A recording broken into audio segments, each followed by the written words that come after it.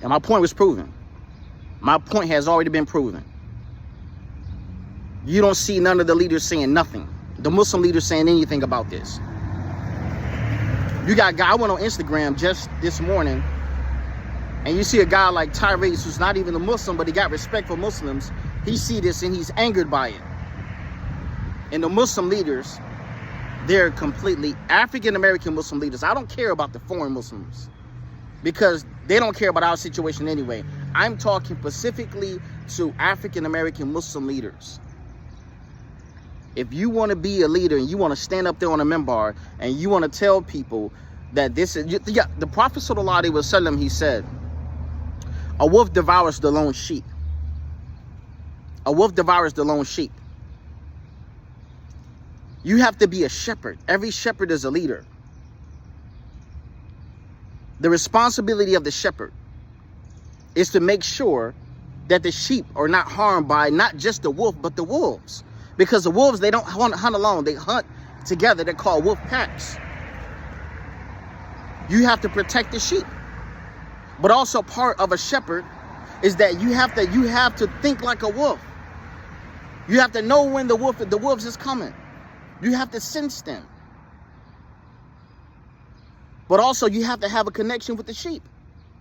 Because there are some sheep that was actually wounded by the wolves or the wolves. So you have to have a connection. You got to care for the sheep. You got to care about your community and say, you know, I was hurt by this, I was hurt by that. And you have to serve. Leadership is service. That's how you know who's a real leader. Who's willing to serve and who's willing to sacrifice. And these leaders, they're not willing to do any of that. We need security teams. That's what we need. I'm talking all of the Muslim leaders. Mufti Munir, Shadi Muhammad, Siraj Wahaj, Tahir Wyatt, Muhammad Al-Amin, Imam Muhammad Al-Amin from Jersey. All of them. Imam Jama from Dallas. I am talking about all of them. We need a national African American security team. We don't need nobody to be cowards, man. We don't listen. Those talking days is over. All of them talking days, where you just say, "Oh, Allah Musta'an." When you say Allah Musta'an, that's actually hypocrisy. Because when you say Allahu Musta'an, Allah is giving you the ability to make things easy, but that is actually a smoke screen to not actually make things easy for the people. You see? I'm calling all of them out. Where the security team at? Build a security team. Because this is not gonna be the last time this is gonna happen. I'm gonna tell you something. This is why I believe these leaders should be removed. They can say whatever they want to say about the new generation, about the crash out generation, but I'm gonna tell you one thing about these young guys. They cutthroat. That's what I love about them. They cutthroat.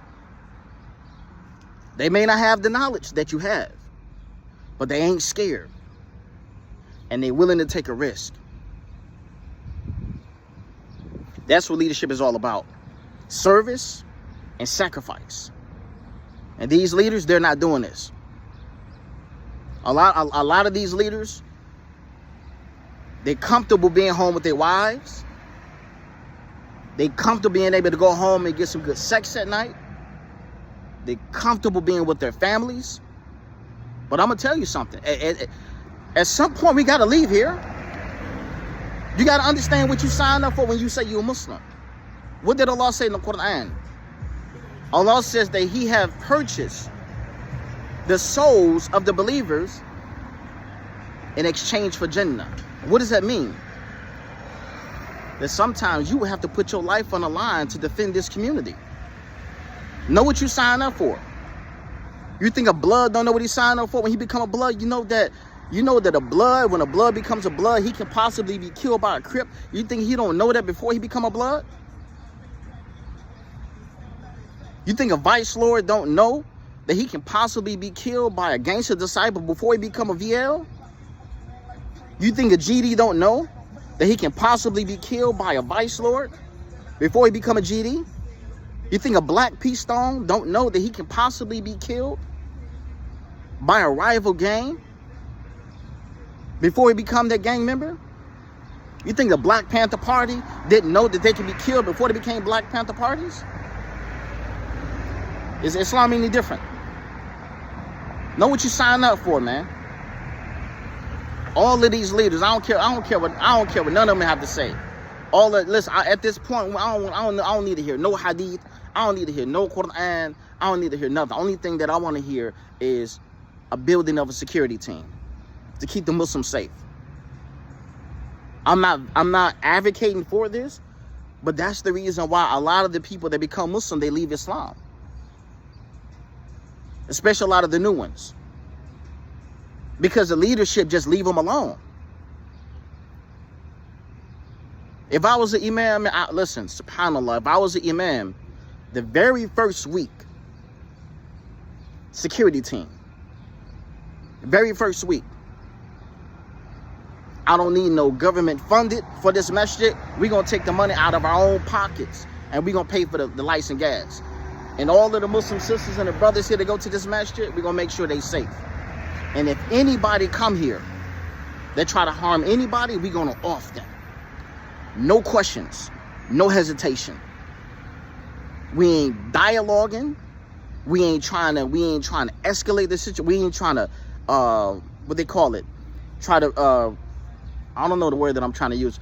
I'm not trying to reduce the situation. Conflict resolution.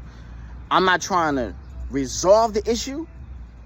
If you come here to our masjid to harm our own, I'm willing to put my life on the line to make sure that they safe. That's a true shepherd. If Mufti Munir, if Shadi Muhammad, if Siraj Wahaj, if Tahir Wyatt, if Imam Jama in Dallas, Dawood Wali, all of the ones that I can't name, if they cannot do this and be willing to risk it all for the safety of the Muslim community, they're not leaders. They're not leaders. You got somebody like Tyrese, man, who is enraged by this. And these leaders, I'm telling you, this is what we need to do, man. We need to start searching for some of these young brothers to be leaders, man. And I would be, listen, as a Muslim that is in my 30s, I'm almost 40 years old. I would be more than willing to follow the young guys. If they willing to take that route, and if they willing to risk it all for us to be safe, I'm willing to follow them. I'm willing to follow them if they were the imams. Even if they had a little knowledge. Knowledge will come. We need soldiers, man. Where the soldiers at, man? And it's sad because you got a lot of Muslim brothers that come from the military, but it's like, you don't see it. You come from the military, your expertise from being in the military is supposed to spill over into the Muslim community. You're supposed to use your knowledge for the safety of the Muslim community. They're not doing that. They're not doing it. It's crazy, man. It's crazy, man. We need to get some of these young blood in the Muslim community, man. Allow these brothers to be leaders, man. They soldiers, man. That's one thing I can say about them. You can say crash out, but one thing about them, they cut through. They ain't gonna take nothing from nobody. That's what we need. If I'm with my daughter, and I'm taking my daughter out to eat, and somebody trying to attack my daughter, I'm gonna kill him. I'm not talking. I'm not doing no talking. I will kill them. If I'm with my daughter, and somebody try to attack my daughter, it's a wrap. I don't care about prison. I don't care about being killed because I'm going to die anyway. Might as well die as being a soldier. How can a Muslim sister, how can a Muslim brother watch that happen, man? That sister, what happened to that sister? How could they watch that happen, man? All the Muslims in Philly, how could they watch that happen, man?